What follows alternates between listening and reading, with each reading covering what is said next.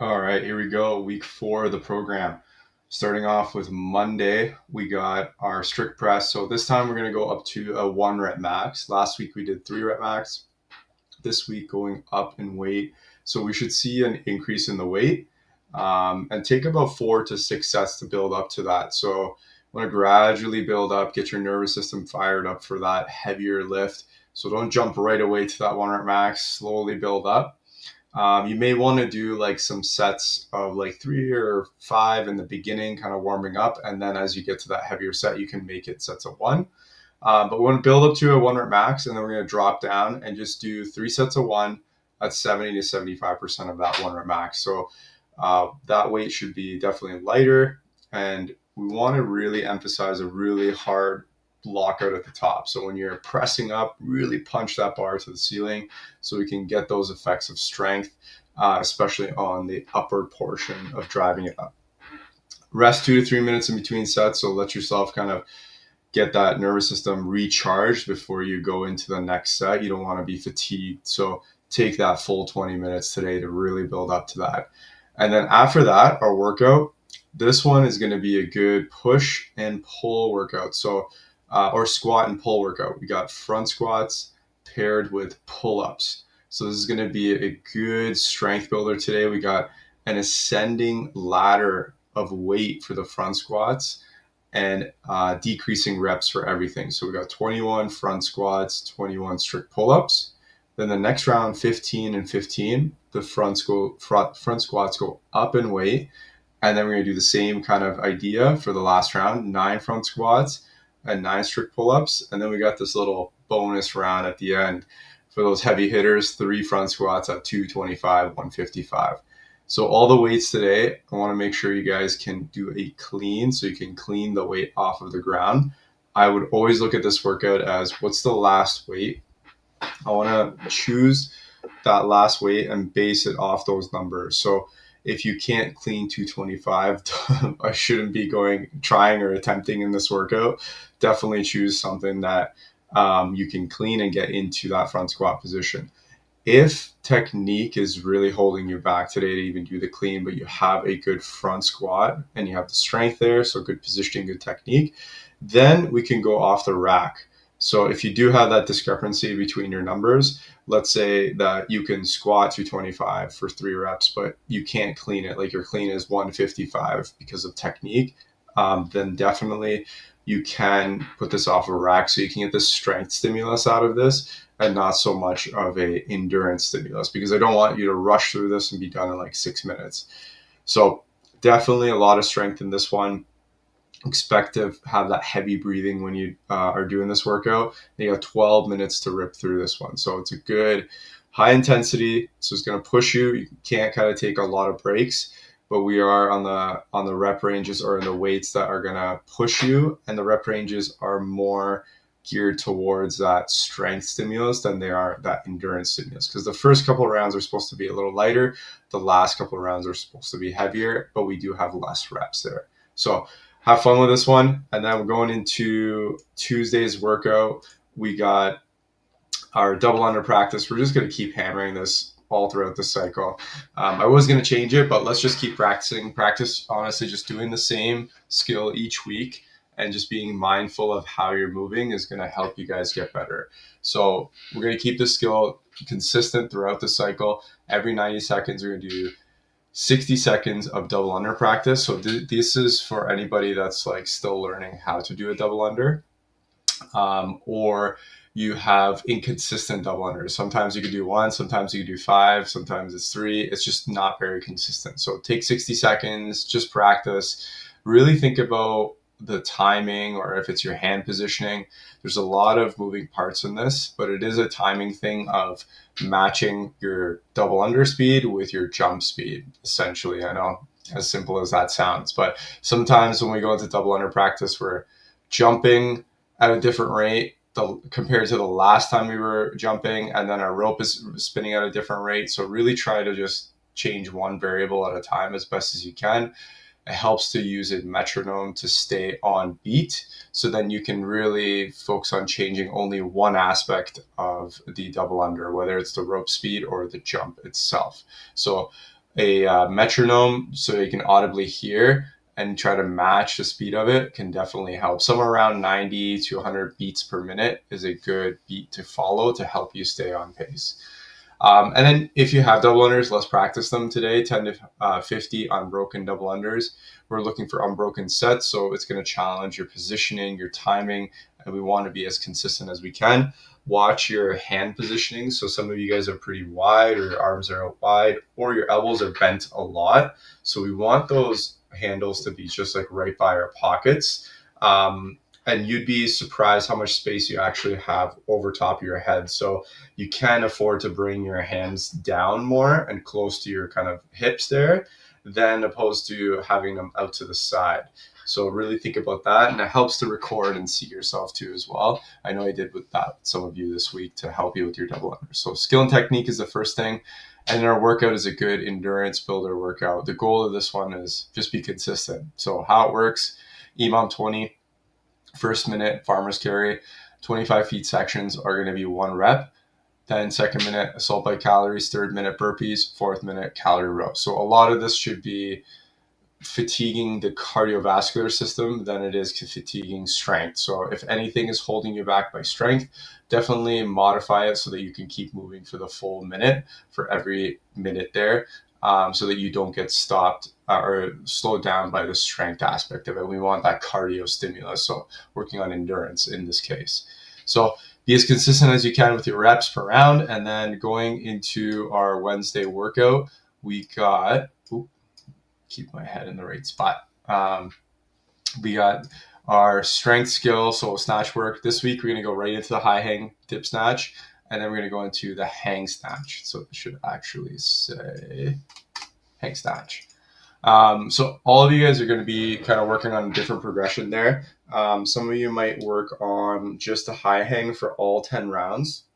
You might be just working on a power snatch too as well. Some of you guys, or a lot of you guys, are tight in the squat position, and it's not your fault. The squat snatch is very highly demanding on mobility. So meet your body where it's at today. Don't force it. Really try to get the positions down.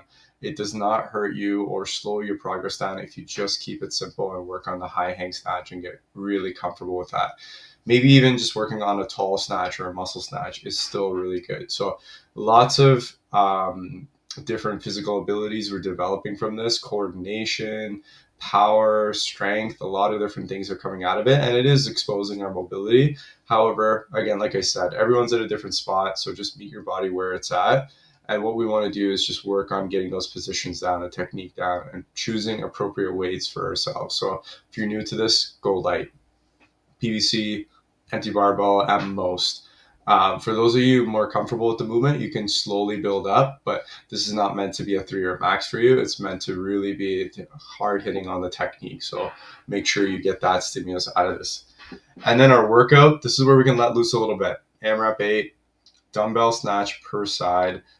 So that means on the first round, we're going to do 1 rep on the left, 1 rep on the right, and then we're going to do a box jump over a little higher than usual. So a lot of power, a lot of high intensity in this one is going to be the focus. And so we're going to get like an anaerobic stimulus or a high intensity stimulus. This is where we feel the legs burn, the lungs burning.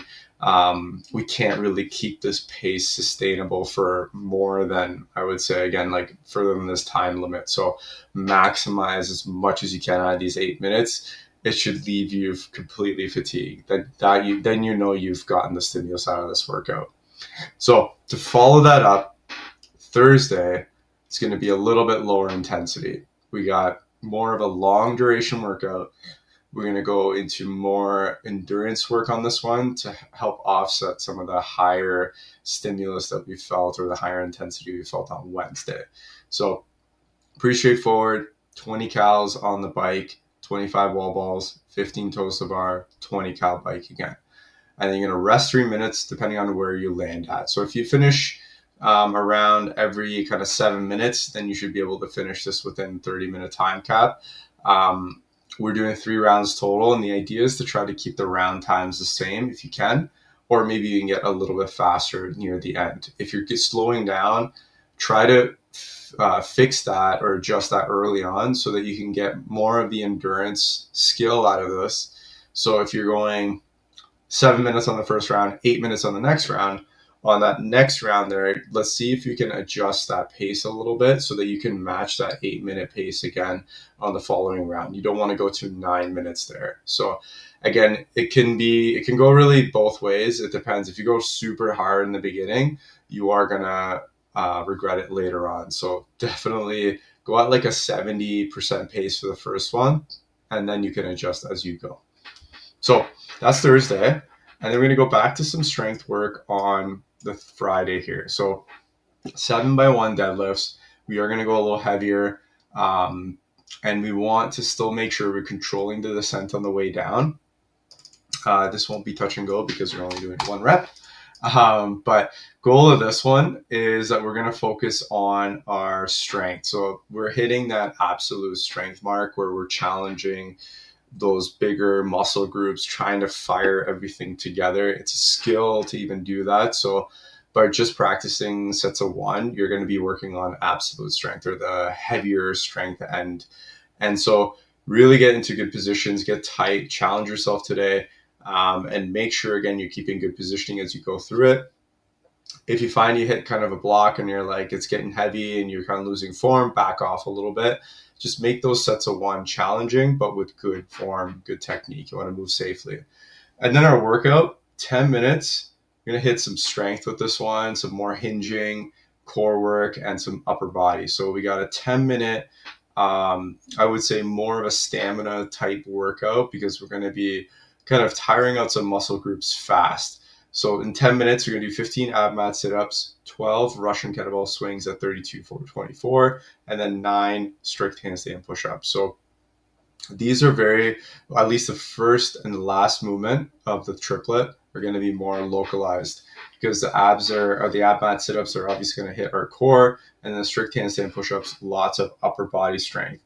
I think of the kettlebell swing a little bit more whole body, but our legs will definitely get hit too as well, pretty good. So really think about a good sustainable pace for this 10-minute burner. You will feel those legs burn, the upper body, lots of posterior chain, and also our anterior chain too. So our core will be fired up a lot from the kettlebell swings, sit-ups, and that push-up. So I would say this one, since I don't actually have a label for it, we're going to look at this one as more of a strength endurance workout. So we are going to be challenging the strength aspect and how much can we maintain of that in the 10 minutes. We're going to be really challenged by that time cap because we kind of have to move a little quicker. And so we're going to really challenge the endurance a bit. That's Friday. And then our Saturday workout, this one's a chipper. We got running, dual dumbbell front squats, and horizontal ring rows. So we got strength and stamina on this one. So what this means is that we're going to be hitting those muscle groups a little bit more at higher rep ranges. So our muscles locally are going to be fatigued. So we're going to feel this in the legs. We're going to feel this in the arms real fast early on. So we want to be smart about how we break this up. This is going to also challenge a little bit of our strength as well in the front squats and the ring rows. The run, I would treat as a little bit of a recovery if we can. So go at a pace that when you get back to the front squats and the ring rows, you can kind of flush things out a little bit. You don't want to run super hard and come back and really pay for it on the front squat. So definitely pace that out. So strength and stamina are going to be the focus for Saturday's workout, and then we're going to follow that up with Sundays. This one's a fun one, kind of like a little bit of a bro sesh kind of style workout. We got 5 rounds to start off with a partner, 10 dumbbell bench press, then 50-foot hand over hand sled pull. So you're standing in one spot and just pulling that rope for 50 feet. And then we're going to go into 5 rounds assault bike and row. Then again, 5 rounds dual dumbbell strict press overhead. And then 50-foot hand over hand sled pull again. And then finishing off with the same assault bike and cal row, 10 and 10 each. So a little bit of strength with the bench press, the strict press, and that pull. And then we got some endurance obviously sprinkled in with that cal row and the cal bike. Break this up however you want with your partner. You can do it any strategy. This one's going to be a little bit of a unique one. We don't really do dumbbell bench presses or hand over hand sled pulls, so a little bit of a unique workout for your Sunday there. Hope you guys have fun with this week's worth of workouts, and then we'll see you guys next week for week 5.